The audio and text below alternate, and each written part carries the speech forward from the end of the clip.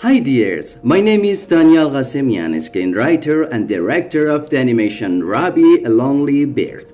First of all, I would like to thank the selection committee of Seoul Indie-AniFest2024 Festival for considering this film. My animation was produced by people with disabilities, and this is evidence for the ability of this group. For example, the presence of a voice actress with absolute blindness is a miracle that art offers us. Robbie, as a bird in this animation, is also a part of this group, but he is involved with problems related to mental health. Informing the community about people with special needs is one of the duties of art producers.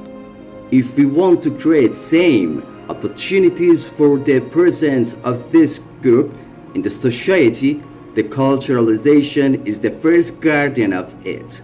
Finally, I have to thank Ali Reza Tarabi and Mustafa Saidi for their reliance.